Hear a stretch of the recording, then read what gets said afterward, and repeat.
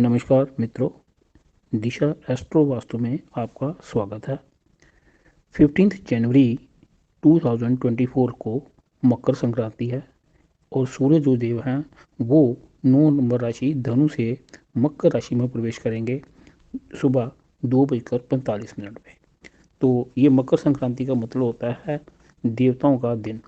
सो कहने का मतलब है 15 जनवरी ऑनवर्ड जो शुभ कार्य जो हैं वो आरंभ हो जाएंगे। जितने भी शुभ कार्य मुहूर्त हैं आज से शुरू होंगे, तो ये बहुत अच्छी बात है। मकर संक्रांति जो है इसका बहुत महत्व है। एक महाभारत का एक करैक्टर है भीष्म पितामह। भीष्म पितामह को इच्छा मृत्यु का वर था। उन्होंने अपने प्राण रोक लिए थे कि वो कब प्राण त्यागेंगे, जब मकर संक्रांति आएगी। तो इससे हम कहते हैं ऐसा करने से मुझे मोक्ष मिलेगा। मोक्ष एक हायर टर्म होती है, तो इसमें हमें आइडिया लग सकता है कि मकर संक्रांति का कितना महत्व है। मकर संक्रांति जो है ये सुबह जैसे कि सूर्य का प्रवेश जो है 2:45 में है। यहाँ पे जो पुण्य काल जो होगा वो सुबह 5:29 से लेके शाम के 5:45 तक रहेगा। पुण्य काल में हमें क्या करना चाहिए? 3 काम जो है ज़्यादा करना चाहिए। जाप करें, दान करें। जाप करना चाहिए, दान करना चाहिए जितना हमें, और स्नान करना चाहिए। स्नान जब हमें करना चाहिए, किसी पवित्र नदी में स्नान किया जाए, पवित्र सरोवर में स्नान किया जाए, तो उसका बहुत महत्व है। लेकिन अगर हम नहीं जा सकते किसी नदी में या कोई सरोवर में, तो जैसे गंगा जल या अमृत लेके वो अपने घर के पानी में उसको डाल के हमें स्नान करना चाहिए। इसमें एक पुण्य काल है और एक होता है महापुण्य काल। महापुण्य काल का समय जो रहेगा वो रहेगा जी ये 5:45 से लेके 9:15 तक। तो ये महापुण्य काल में हमें जितना हो सके अब इसका जाप करना चाहिए। सूर्य और जो है शनिदेव के मंत्रों का जाप करना चाहिए। और मंत्र अगर नहीं भी आता तो ओम सूर्याय नमः पहले इसका जाप कर लीजिए। जितनी आप कर सकते हैं 18 बार करिए, आप 54 टाइम्स करिए, 108 टाइम बोलिए, जितना आप कर सकते हैं। ओम सूर्याय नमः, ओम आदित्याय नमः, जो भी आप इजीली बोल सकते हैं। उसके बाद आपको शनिदेव का जाप करना चाहिए। ओम शनिश्चराय नमः, नहीं तो ये भी बोल सकते हैं ओम शनिये नमः, ओम शनिश्चराय नमः, जो भी आपको सही लगे।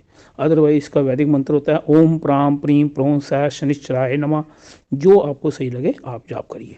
अब बात क्या है, इसको समझें एस्ट्रोलॉजिकली। जो 10 नंबर राशि है मकर राशि, इसके स्वामी शनिदेव हैं और सूर्य इसमें प्रवेश कर रहे हैं। सूर्य जो है शनि के पिता हैं, तो कहते हैं पिता अपने पुत्र के घर आ रहे हैं। अब यहाँ पे सूर्य जो होते हैं वो आत्मा के कारक ग्रह माने गए हैं। हम सभी जितने भी प्राणी हैं उनकी आत्मा के कारक सूर्य हैं। और सूर्य जो है मकर राशि में प्रवेश करते हैं।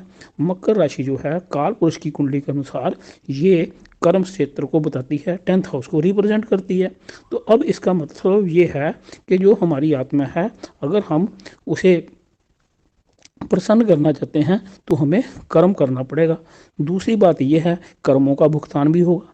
जितने भी हमने अच्छे या बुरे कर्म किए हैं, जब सूर्य देव शनि की राशि में आते हैं तो उस समय हमें उसके अच्छे या बुरे रिजल्ट जो हैं वो यहाँ पे हमारे सामने आते हैं।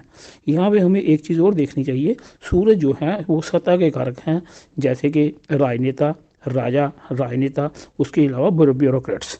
और जो राजनेता और ब्यूरोक्रेट्स जो करप्ट रहे हैं, जिन्होंने जनता के साथ अच्छा नहीं किया, वो अब एक्सपोज होंगे। इसको आप चेक करेंगे अगले 4 महीनों में। और दूसरी बात क्या है, जो ये जो है जो उन्होंने अच्छे कर्म किए होंगे, अब जैसे कि इंडिया में इलेक्शंस हैं, तो नेक्स्ट 4 मंथ्स में स्पेशली जब सूरज मकर राशि में है और अगले महीने ये सूरज जो है ये आएगा कुंभ राशि में, इन दोनों महीनों में डिसाइड हो जाएगा कि जो है गवर्नमेंट जो है किसकी बननी है, कौन जीतेगा कौन हारेगा। ये विशेषज्ञ जो कि इस ज्योतिष विद्या के हैं वो इस बात को अच्छे इशारे से समझते हैं। एक चीज़ और देखी जाए, जो कुंडली है, जब 2:45 का समय हुआ है उस समय 7 नंबर की कुंडली है, तुला लगन की कुंडली है। दूसरे घर में 8 नंबर के शुक्र हैं। तीसरे घर में 9 नंबर के जो है मंगल और बुध हैं। और इसके बाद जो होता है मंगल और बुध आ गए यहाँ पे।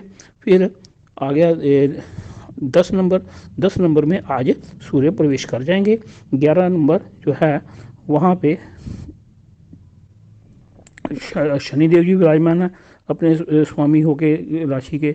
और 12 नंबर जो राशि है इसमें राहु देव हैं, और 1 नंबर राशि जो कि 7वें घर में पड़ती है वहाँ पे जुपिटर है। अगर हम ध्यान देख से, और 12वें घर में केतु हैं। अगर हम ध्यान से देखते हैं तो पहले जो घर से लेके 7वें घर तक ग्रह हैं, लेकिन 8वें घर से लेके जो 12 घर हैं उनमें सिर्फ एक केतु विराजमान है। ये एक विशेष योग बनता है, ये ऐसा योग है, इसे हमें समझना चाहिए। इसके ऊपर हम डिटेल में एक वीडियो और देंगे, उसमें हम प्रोडिक्शन भी देंगे कि नेक्स्ट 15 डेज जो हैं बहुत इंपॉर्टेंट हैं, 15 जनवरी से लेके जो है 31 जनवरी तक। तो अब यहाँ पे हमें एक बात को समझना है।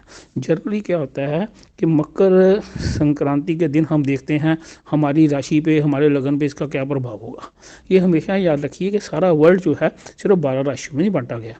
ये सूर्य देव जो हैं इनका एक गोचर है, गोचर में ट्रांजिट में वो 9 नंबर से 10 नंबर राशि में आए हैं। लेकिन हमें सिर्फ एक जो है स्वर्ण को लेके अगर चलेंगे तो ये हमारा जो प्रडिक्शन होगा रिलेटिंग टू लगना एंड रिलेटिंग टू चंद्र राशि वो सही नहीं होगा। ये ब्रीफ और प्रिसाइज होना चाहिए। लेकिन हमें एक चीज़ याद रखनी है कि जो सूर्य देव हैं वो पाप कत्री योग में हैं। सूर्य देव जिस राशि में है 10 नंबर में, उसके पीछे मंगल हैं। मंगल जो हैं वो क्रूर ग्रह हैं, और इसके बाद जो 10 नंबर से आगे 11 नंबर में जो है शनि भी क्रूर हैं। कहने का मतलब 10 नंबर राशि आपके किसी भी लगन में जहाँ पे भी पड़ रही होगी उससे रिलेटेड जो है थोड़ा सा प्रॉब्लमेटिक टाइम होगा। लेकिन पॉजिटिव चीज़ जो है हर एक राशि के लोगों के लिए, हर एक व्यक्ति के लिए ये है कि जो गुरुदेव हैं जो कि बृहस्पति देव हैं, उसका और जो है सूर्य का आपस में 10 और 10वें घर का संबंध बन रहा है। सूर्य देव बृहस्पति से 4थे घर में है और बृहस्पति सूर्य से 10वें घर में है। ये योग जो है बड़ा अच्छा योग माना जाता है, तो ये थोड़ा हमें राहत देगा। बाकी जो है इसमें हमें अगर अपनी कुंडली को चेक करना चाहिए तो किसी विशेषज्ञ से हेल्प लेके अष्टवक्र अनुसार जो है अष्टवर्ग बना के उसके अनुसार जो है कुंडली को चेक करना चाहिए कि ये टाइम मेरे लिए अच्छा है बुरा है। लेकिन जनरली राहु क्या कहते हैं कुंभ राशि के लिए और मेष वृष राशि के लिए, एक्वेरियस और टॉरस के लिए थोड़ा चैलेंजिंग टाइम है। ठीक है जी। और एक और चीज़ बात याद रखिए, एक कहावत है कि योगियों की कुंडली नहीं देखी जा सकती। आज के टाइम में योगी का मतलब है जो उस ओमनीपोटेंट गॉड से, उस यूनिवर्स के साथ लिंक बनाता है in the shape of meditation, हम उसे भी योगी कहेंगे। तो योगी जो है यानी कि आज के कंटेक्स्ट में जो कुछ टाइम के लिए अमृत वेला में बैठता है, ब्रह्म मुहूर्त में बैठता है, अपना नित्यनेम करता है आधा 1 घंटा, उसके ऊपर ये ग्रहों का असर नहीं होता। क्योंकि एक एग्जाम्पल है, अगर आप बाय रोड कहीं यात्रा कर रहे हैं then you have to follow the rule of road. आपको red light, yellow light, green light के अकॉर्डिंगली चलना होगा, रुकना होगा। ठीक है जी। लेकिन अगर बाय एयर जा रहे हो तब आपको ये जो रोड की लाइट्स हैं उसको फॉलो नहीं करना चाहिए। तो एक चीज़ हमें भी निकल के आती है कि जो इसका एक्सट्रैक्ट है कि अगर हम सभी योग करें, योग का मतलब क्या होता है अपने आप को उस ओमनीपोटेंट से जोड़ें। किसी भी धर्म को बिलोंग कर रहे हैं, किसी भी ढंग की मेडिटेशन कर रहे हैं, अगर हम योग करेंगे तो हमारी अपने आप में एक गोल्डन रेमेडी हो जाती है। फिर इन चीज़ों का हमारे पे प्रभाव नहीं रहता। अगर बारिश हो रही है तो हम बारिश को तो नहीं रोक सकते, अगर हमने छाता ले लिया है तो बारिश हमें नहीं असर डालेगी। सिमिलरली अगर हम योग करते हैं, अपना पाठ नित्यनेम करते हैं, किसी गुरु मंत्र का, मूल मंत्र का, जो भी आपके धर्म अनुसार मंत्र है उसका जो आप कुछ टाइम करते हैं और अपने कॉन्शियस माइंड को थोड़ी रेस्ट दे देते हैं तो इससे हमारा सब कॉन्शियस एक्टिव होगा, तो हमारे मसले काफ़ी हल होंगे। तो अब ये चीज़ें हैं, हमें यथाशक्ति स्नान करना है, यथाशक्ति दान देना है और क्या करना है, हमें जितना हो सके लोगों की मदद करनी है। इसमें जनरल रेमेडी जो है आप ये कर सकते हैं, जो भी जैसे आपने माह की दाल है, गुड़ है, रेवड़ी है, ये चीज़ें और कुछ गर्म कपड़े, जो गरीब लोग हैं उनकी आपको मदद करनी चाहिए। इससे शनिदेव जो हैं वो प्रसन्न होंगे। शनिदेव के बारे में, शनिदेव जो हैं गरीब लोगों के कारक भी हैं और शनिदेव सर्जन के कारक भी हैं।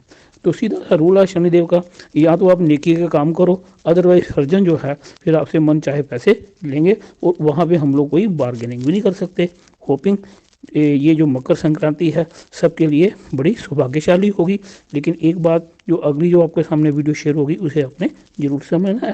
Thank you very much once again. Happy Makar Sankranti to everyone.